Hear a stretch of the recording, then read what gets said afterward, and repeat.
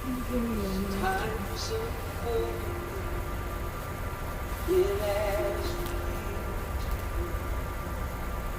been. Life's nothing less than sublime. With every thought I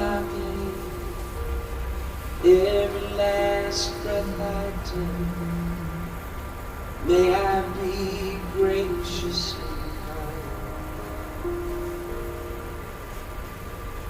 Love, I invite you to open up this heart of mine.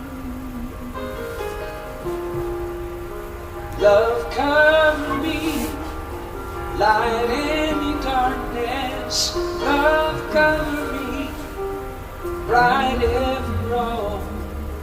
Cause me to see love over hatred. Guide me to be faithful and strong. Love, cover me. Love, cover me.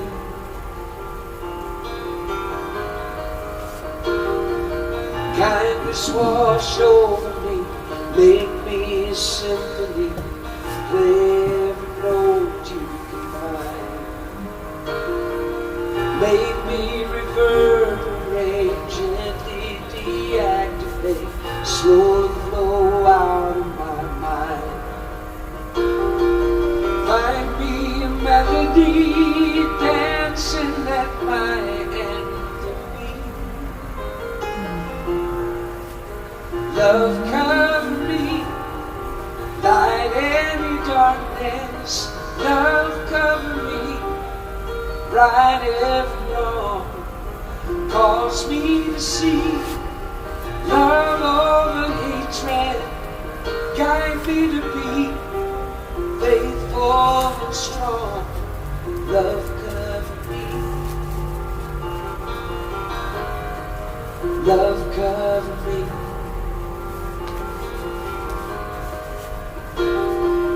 Love, love, love, love. Sing that with me. Love, love, love, love. Love, I invite you to open up this heart of mine. Love, cover me, light any darkness. Love, cover me, right every wrong. Cause me to see love over hatred. And guide me to be faithful and strong. Love, cover me. Love, cover me. Love, cover me. Love, cover me. Love, cover me. Oh, we love some Gary Lynn Floyd, do we not? Yes. So, good morning. Good morning. Welcome to the Sacramento Center for Spiritual Living. I am Reverend Sharon Dunn-Alberg, your spiritual director, your senior minister here. And today we are actually going to be doing things a little bit different. I want to say hello to everyone who is watching us online. Most of our community, I would say. We're being very cautious this morning because we had an exposure last Sunday, and quite a few of our community folks had a week with COVID. So I want to say hello and we love you to all of you who are watching and who continue to support our center the way you do. And so we're going to actually be a little more cautious this morning. We tested this morning and we're going back to some of our protocols that we had before. We're not the least bit concerned that we ever have to close our doors anymore, but we're being careful and cautious. I may spray the mic. I may do some, or maybe Reverend Patricia may spray the mic for us when she's finished. And we have our little masks for when we're in our social gathering time. Our social gathering time seems to kind of the time that we get very close to one another and hug one another and have long conversations. That's the key. So what we're going to go back to is hugging one another and having our long conversations with masks on. And so I'm really, really, really loving our community. Speaking of love, today we are going to be spending a lot of time on the idea of love. You might notice we decorated a little bit to love, and we have a little love here and a little love there. Well, I also have a Niner shirt on that says down in Purdy. So there's a lot going on. Today is absolutely the Niner game. I won't mention the other team, but Go Chiefs! But maybe Patricia will. And but back to the idea of love. You might know, looking at your calendar, that Wednesday is Valentine's Day. So today we're going to look at Valentine's Day with a different perspective. We're going to actually look at Valentine's Day, St. Valentine's Day, with a different perspective, a different program. We're also going to bring in a different spiritual practice to do together, and that is called reflection and contemplation. So we usually do meditation, or we'll do visioning, but today we're going to do something different and wonderful. And for those of you that are at home this week, we also are going to have a ceremony today that you can join in. And we have a gift for everyone that you'll get next week. So be sure to come next week. And because we're doing the reflection and contemplation, I want to make sure our cell phones are turned off so we don't have any distraction. And one last thing, we are mentioning weekly, getting close to our annual meeting on The first Sunday in March. The first Sunday in March is our annual meeting. You all want to come to that. We're going to have a potluck. It's going to be super fun. And you're going to see our new bylaws. And there's a lot going on. We're going to be completing with Margie on the board. And so we are looking for new board members. This slide describing the qualities that we all have that we can get more of as a board member is on our website. So you don't have to worry about, I have to read it all while I have it up right now. It's on our website. And so if you know anyone who has had foundations or this position calls to you, please let us know. We need applications by the 20th of this month. Oh, the president is here in a little love sweatshirt. Did you want to get up and kind of show your shirt just to show that you are also? Yes, and please, what do we need? We need our applications for our new board members by the 20th so that we can have them ready for the next board meeting. So if anyone out there is interested in participating as a board member, and let me tell you, it looks daunting, but it really is a lot of fun. Contact me or any of the other board members, and let's get your application in. It's really important that we have enough board members to take care of this community. It's a sacred service. So thank you. I'm going to miss you up here, Edna McMahon, because you're gonna be over here today. But I am, but that's okay. It won't stop me from chiming in. Okay, good to know. We also want to, for a while, we're bringing back our vision, mission, and purpose statements so that we remember. Our vision is we are welcoming. You can join me if you like. We are a welcoming sanctuary community where all are accepted, valued, and supported in the global family. Our mission We inspire personal and global transformation through the teachings of science of mind and our purpose. In joy and love, we connect in service to all life. And I have the great pleasure of, even though we are on opposite sides of the football field, we are aligned in love and heart, is Reverend Patricia VanWoerkom. Hey, when you got Tyler Swift on your side, what more do you need, right? Mahomes. Invocation. An invocation is a time to remember what's always in the house. Gary Lynn Floyd sang about love cover me, and that's really not a request. It's the statement of truth. Right here and right now, love covers me, because love is the primal energy that creates the galaxies and runs the universes.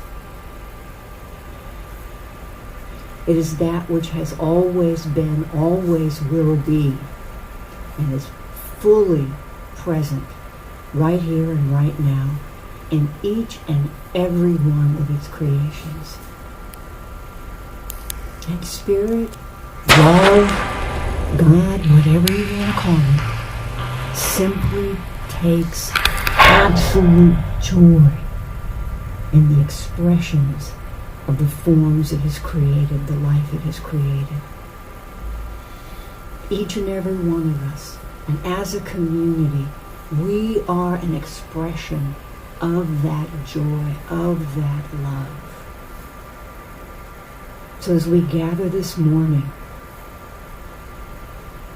I know that that love moves through us, opening our hearts and our minds to even greater awareness.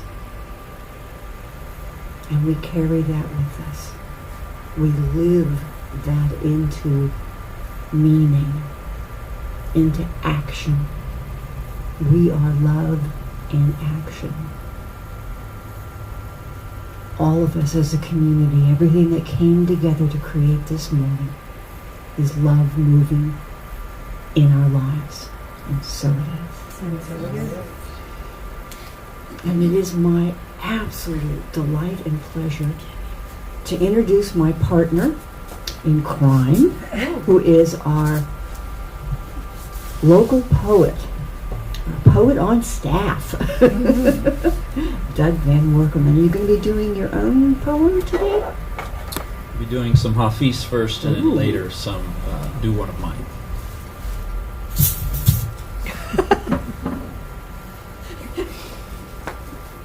Well done.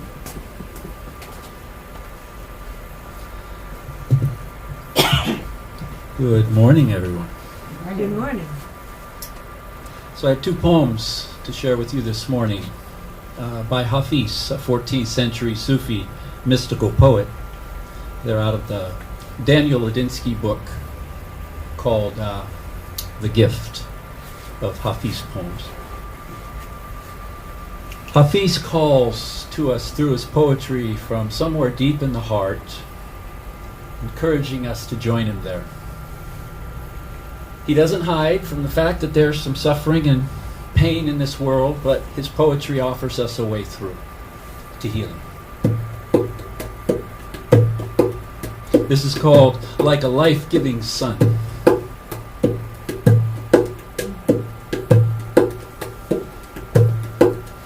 You could become a great horseman and help heal yourself and this world, though only if you, in prayer, become sweet lovers. It is a naive one who thinks that we are not engaged in a fierce battle, for I see and hear brave foot soldiers all around me falling on the ground in excruciating pain and going mad. You could become a victorious horseman and carry your heart through this world like a life giving sun, though only if you and spirit become sweet lovers.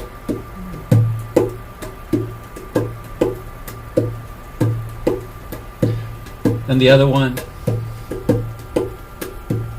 he says the exact same thing, only differently. This is called to build a swing. You carry all the ingredients to turn your life into a nightmare. Don't mix them. You have all the genius you need inside of yourself to build a swing in your backyard for God. Now that sounds like a heck of a lot more fun. So let's start laughing, drawing up blueprints, gathering together our talented friends. And I will join you with my divine lyre and drum. And Hafiz will sing 1,000 words that you can take into your hands like golden saws, silver hammers, polished teak wood, and silk rope. You carry all the ingredients to turn your existence into joy. Mix them. Mix them.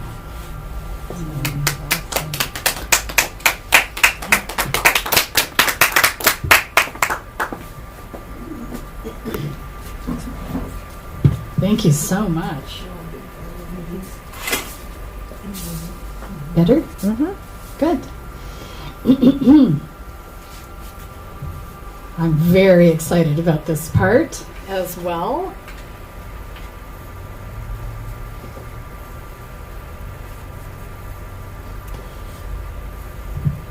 So today we're off script, as I said.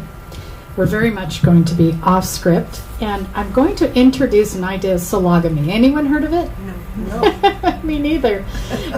Or autogamy. So sologamy and autogamy, and it's marriage by a person to oneself. Marriage to a person, by a person to oneself. It affirms one's own value and leads to inner peace and a happier life. Just follow me here, because this is going to be fun. I'm hoping for all of us to consider a different idea for this week of love.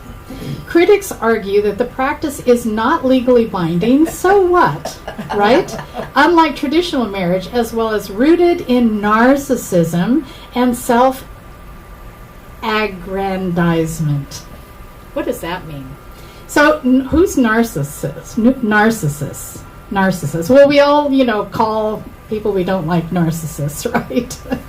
We freely diagnose people without a license to do so. And I have to say that that is a practice not so good. But anyway, with the story of this is a mythology. It goes way back. But when I talk about Narcissus, I want you to think in terms of that the mythology was very much like scripture in a sense, in that it kind of set the tone for cultures to set up, this is how we do it. This is what we do. This is what we believe. And so, the myths, though they were very outlandish, right? They were very, like, this person had the head of a this and the body of a horse and not as believable. Well, I'm not sure some of scripture is believable. And, I had my child when I was 108 years old. Who would want to? But that's also in scripture.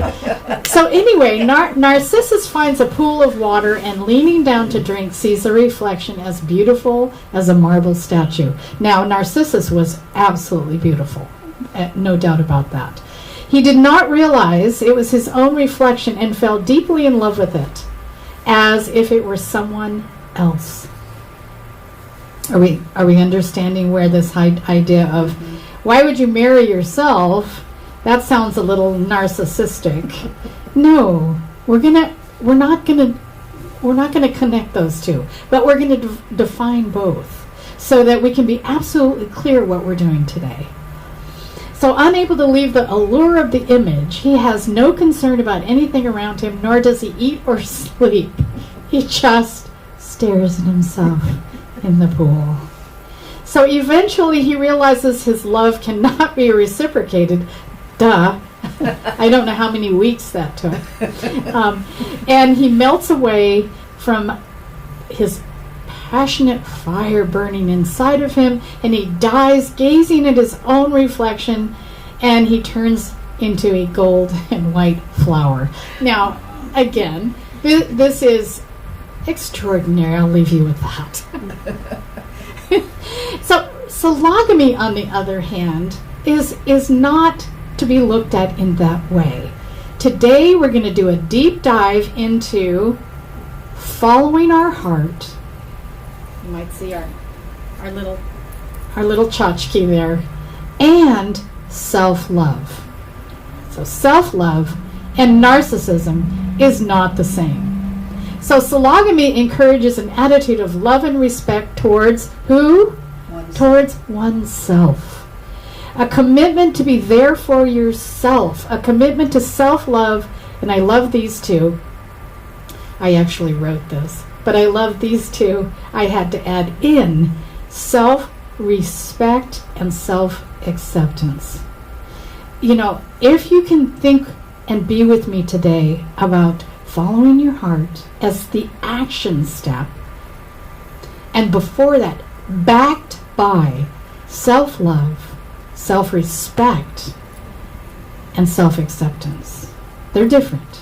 And we're going to do as I said earlier, a spiritual practice contemplating those three things. Won't that be wonderful? Won't that be wonderful? Yeah. You can imagine the week I've had. I'm really smitten with myself. And not in a narcissistic way. So sologamy, a little more about it, is a commitment to choose self-caring as the primary objective in life. Isn't it? By loving yourself first, you become better equipped to form meaningful connections without feeling that your needs must be put aside or compromised. Now, I wish I would have known this when I was 21 years old and fell in love because he was cute and was married for 45 years. And during the 45 years, I learned about self-love, self-respect, and self-acceptance. So I did it a little backwards, but it all worked out very wonderfully. But how about we do this first? What different relationships we might have. And sologamy is an act of radical self-respect, again, self-love, and self-acceptance. I really like the word radical. I mean, it really is like for real.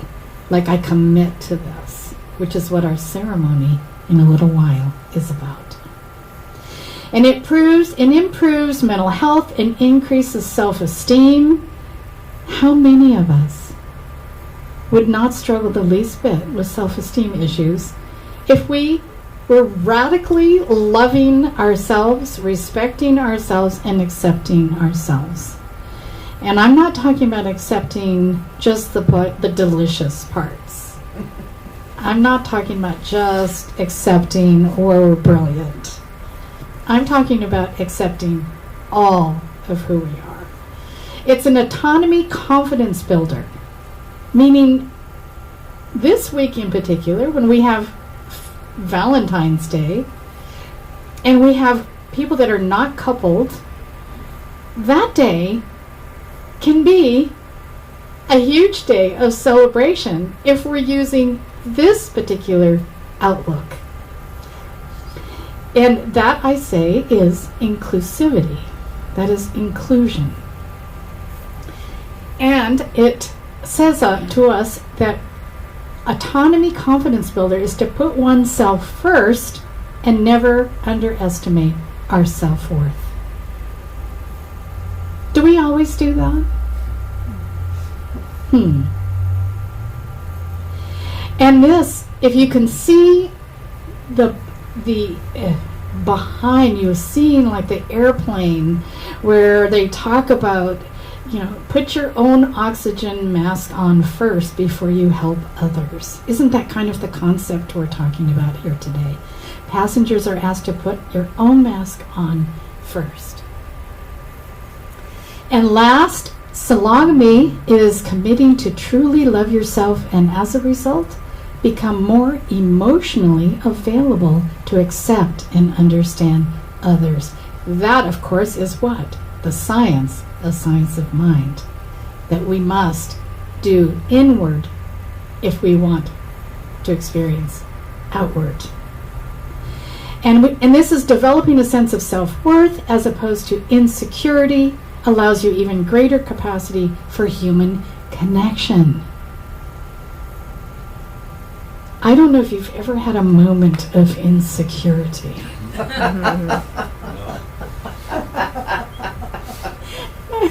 I'm going to leave it there. Mic drop. Now, being single, society has a deeply rooted prejudice of the romantically unattached. Have you noticed that?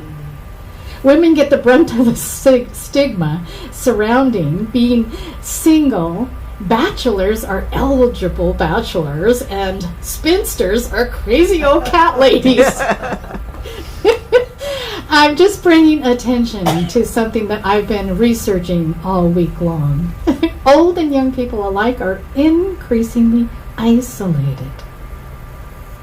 There is a lingering stigma around single status, which can lead to ill-advised relationships.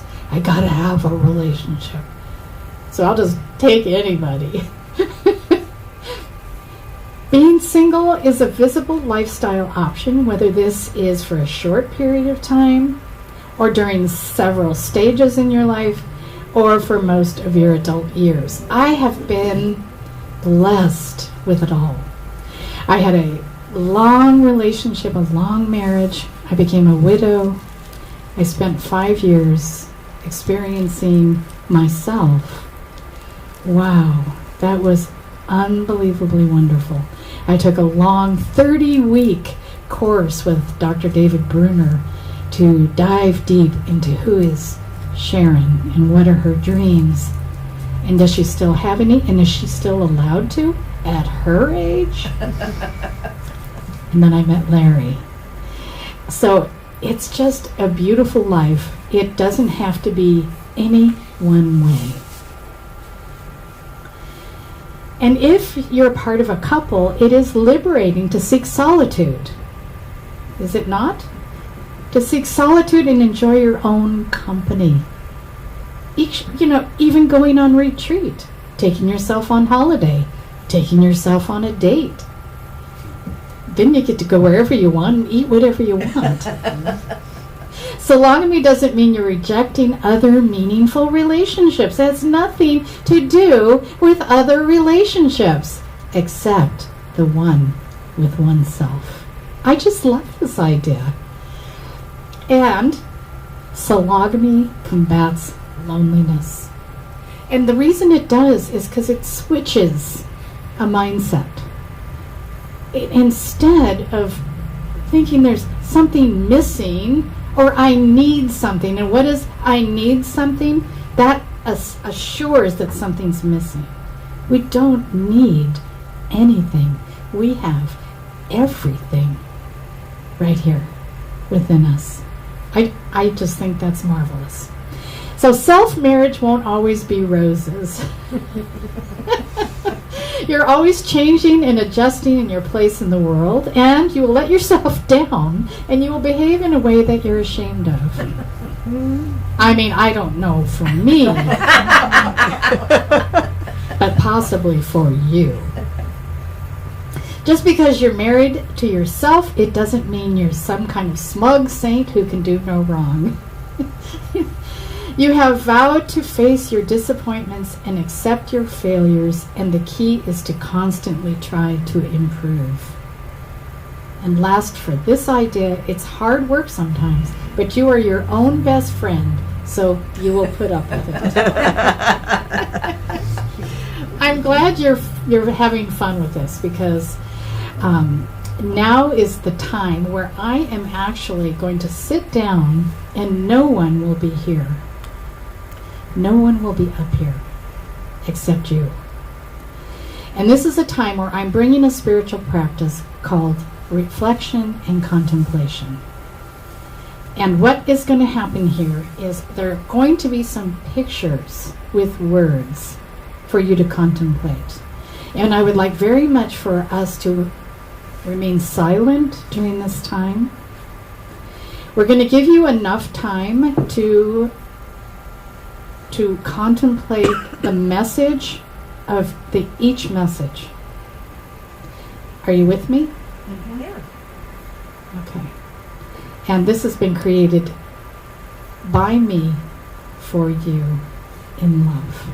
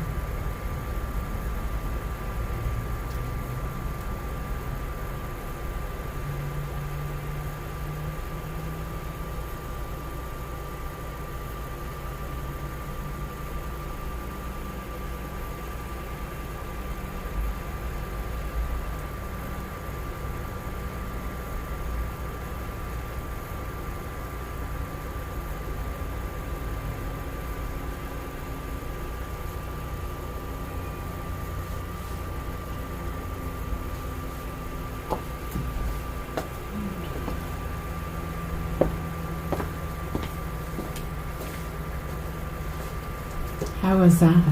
Lovely. Wouldn't that be wonderful if you just watched that every morning when you woke up? What would life be different?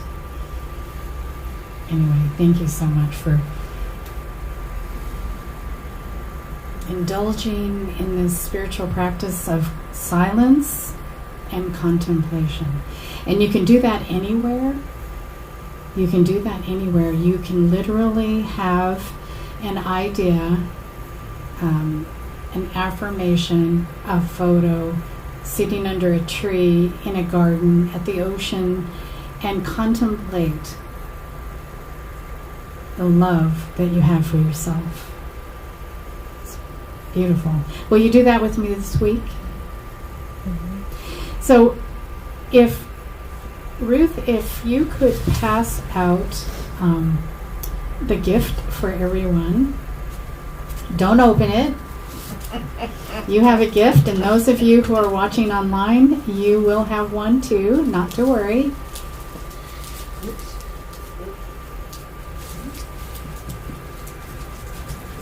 And especially those of you online who had to stay home this week, we will definitely be having one for you as well.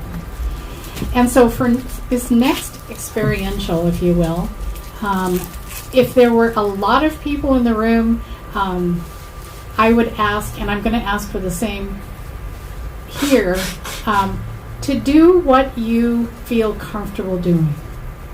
Do not do anything you're not comfortable doing, ever. But what I'm going to ask you to do with me is a commitment ceremony. And in the packet, so you don't have to open it now, but you don't have to remember the vows that you're going to take today, because they're written in your packet and you get to go home with those. So the reason I did it that way is to have you be fully present. Not, oh, I want to remember that. Like some of the quotes I wanted to remember. But I know they're in me. I contemplated them. I read each one several times, and the same with the vows. The vows that we're going to take as if we are participating in sologamy or autogamy, which is marrying ourselves. So we would have, any kind of designed ceremony. When I was doing my research, people were on the beach, with a few friends and family, or they were in different places, and in India they're doing their henna tattoos and just as if it were really a wedding. I thought that was really exciting, and they literally proposed to oneself and had a ring, and because a ring reminds you, it's a reminder of what vows you took. And so as we do the vows, I want you to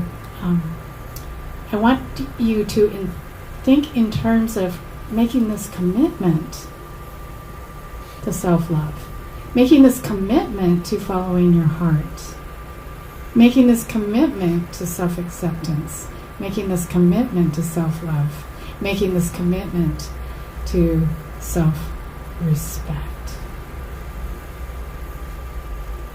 And I am just thrilled about these ideas. It has really been a wonderful week. And so I'm going to have you just relax in your seats. Usually, you would do it any way you wanted to do it. You might stand, you might, read them standing up, sitting down. Doesn't matter. You might put music to it, But today we're just going to say it together. We're going to say our vows together. And again, if you're not wanting to participate, just listen. So we're going to start with Rumi, just to get ourselves in the mood. Rumi says, your task is not to seek love, but merely to seek and find all the barriers within yourself that you have built against it. Okay? And Buddha says, you yourself, as much as anybody in the entire universe, deserve your love and affection. And he didn't say deserve love and affection, did he? That word your is what we're talking about today. Deserve your love and affection. And so in the packet you have these vows, so you just can relax and say them.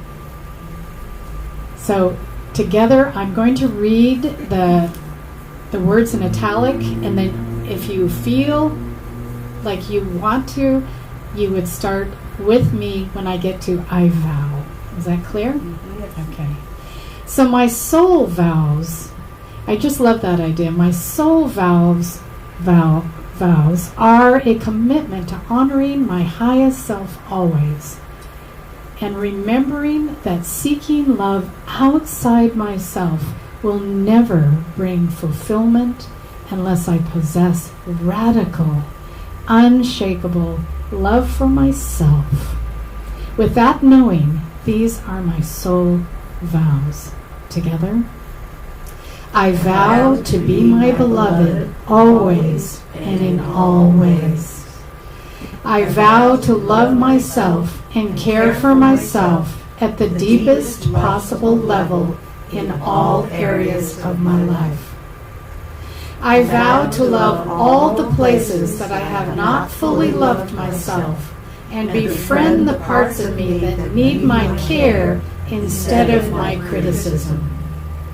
I vow to comfort myself during times of despair or any difficulty that arises. I vow to value myself with the self-respect, self-acceptance, and self-love that I deserve. I vow to live in faith my life expresses in mysterious, divine perfection. I vow to live my life deeper, richer, and more connected to my soul's guidance. I vow to honor my spiritual path in creating an amazing life. I vow to honor my calling and live my life as a work of art.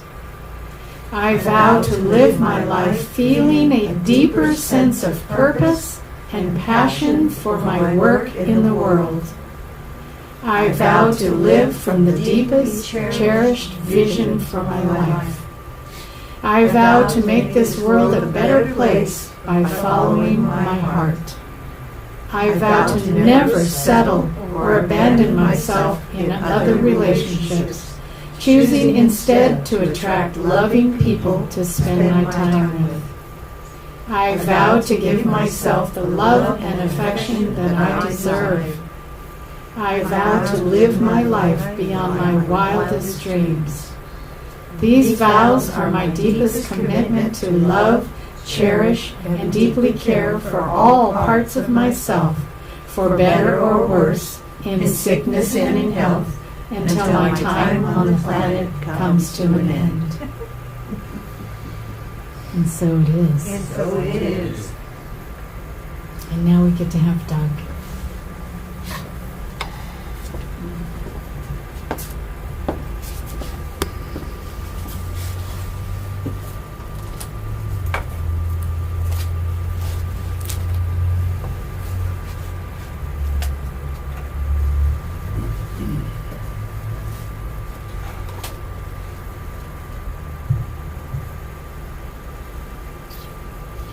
So this is what I call my stretch poem.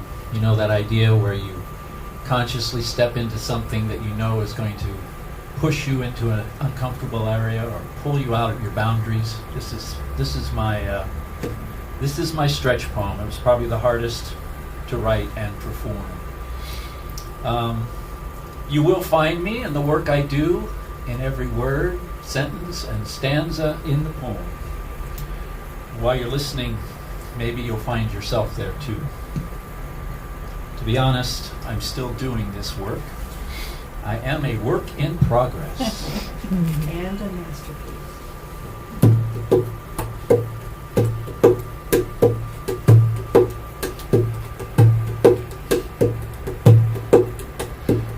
You'll hear in the poem at the end of each stanza a phrase. It's identical each time. You think of it like the chorus in a song.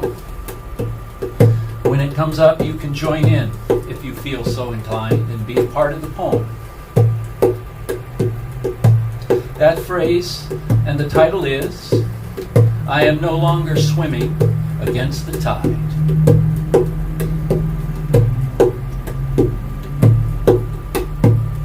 I've heard it said that nothing stands between us and heaven but our own beliefs. When will we stop running through this life looking for proof we don't belong? Remember, friends, there is a truth within we cannot fool. Dare to start each day by saying to yourself, I am no longer swimming against the tide.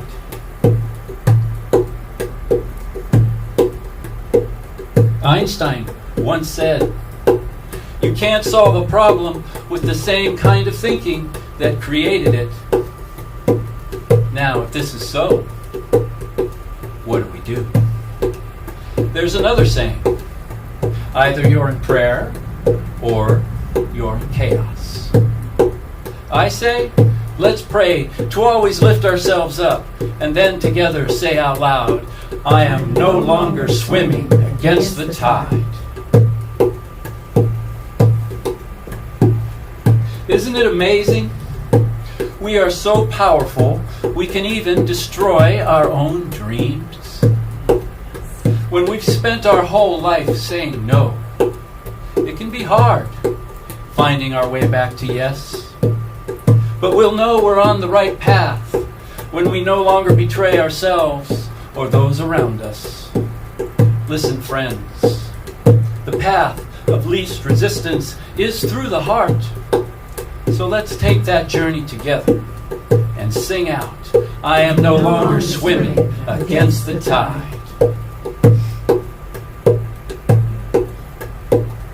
How long before we let ourselves grow shamelessly?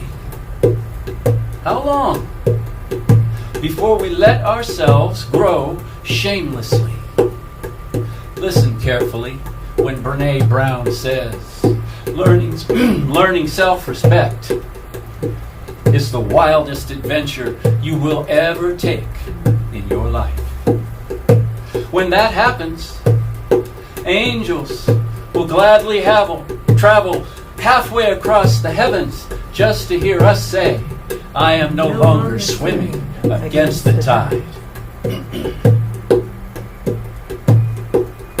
Go ahead. Travel all the way to the Holy Lands to find God. But until you kneel down inside yourself, you will never be free.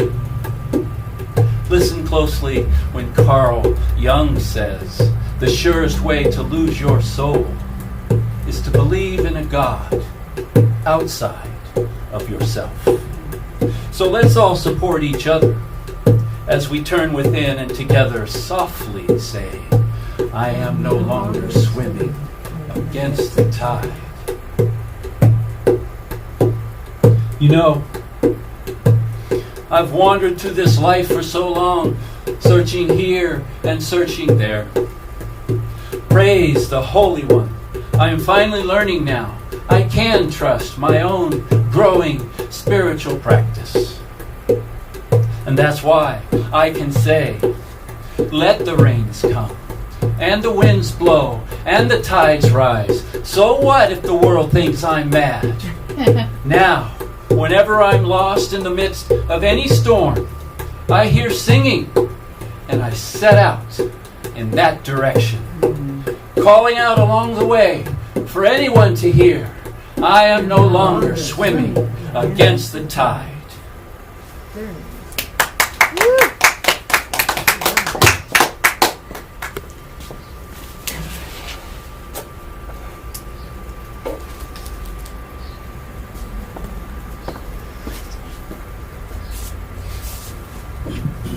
Wow, that's perfect. What was that one? You can look for God in all the... The surest way to lose your soul is to look for God outside. But until you kneel down until within... you kneel inside yourself, you'll never be free. Until you kneel Down down inside within... Oh yourself. my God, that's beautiful. Thank you so much, Doug. And now we have our Reverend Patricia is going to come back up here and share something that we're offering. That's so beautiful, Doug.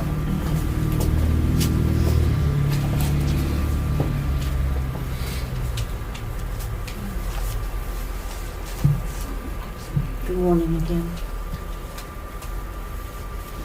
This entire service, every Sunday service, is a collection of spiritual practices. The music, the poetry, the talk, all of it is a spiritual practice. And we got to go deep into one of my favorite, contemplation, to take words of wisdom and let them grow inside of us until we become that idea.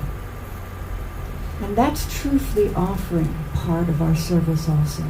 It's a spiritual practice that we offer. We all know that there is a law of attraction, that what we are, we attract to ourselves, like a magnet. But there's another part to that law. It's circular. What we give of ourselves, how we are in the world, that's what comes back to us. Because we act out of our knowing, out of our consciousness, out of our awareness. And abundance comes from that flow of good that we give to the world and good that we let come back in and recognize as self-love, self-respect. So I would like you to hold your gift to us close to your heart, knowing that this is part of your time, talent, and treasure that you are giving into the world, knowing that will come back to you, pressed down and multiplied. So if you'll say our abundance affirmation. In consciousness of abundance, I give freely, knowing that I'm freely given to. I am so blessed. I am so blessed. I am so grateful for all that I have. I am so blessed. I am so blessed. I am so grateful. I am so blessed. I am so blessed. I am so blessed. I am so grateful for all that I have. I am so blessed. I am so blessed. I am so grateful. I am so blessed. One of the things I'm grateful for is that we have prayer requests on our website. You just go there, there's a button you push, and you put in your request, and ministers and practitioners will take care of that request for an entire week. And lots of people use us, and we are delighted. Yes. So keep those prayers coming. Our volunteer day has been postponed until we can get a beam fixed. So stay tuned, stay tuned. We have a visioning class that Reverend Sharon is going to be teaching Tuesday nights starting the end of the month. The registration is available on the website. Again, visioning is a phenomenal spiritual practice. So I urge you, I invite you to join us. I'm going to be in the class. I'm excited about it. I've been bugging her to teach the class for a while, so I'm really happy about this. Okay. And so we draw together in that spirit of love, knowing that love covers us. That we are the movement of love in the world.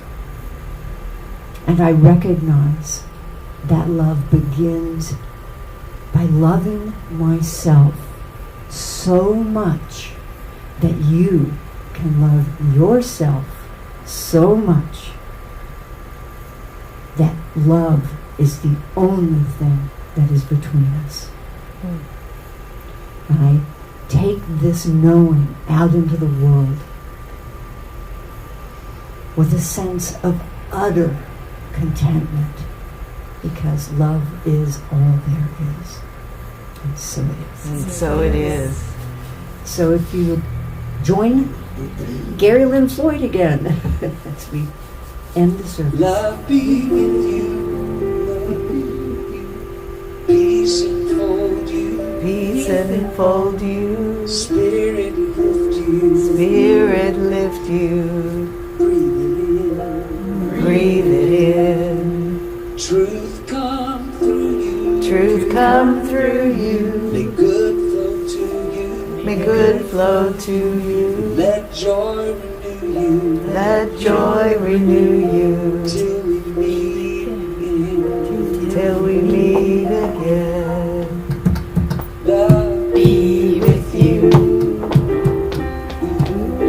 Love be with you. Love be with you. Love be with you. Love be with you. Peace enfold you. Spirit lift you. Breathe it in. Truth come through you. Let good flow to you. Let joy renew you till we meet again. Love be with you. Ooh, love be with you. Ooh, love be with you. Ooh, love be with you. Ooh, love be with you. Pretty. Love you all. Love you, Gary. And if you want more Gary, you can attend the CSL convention virtually, because he's going to be there. And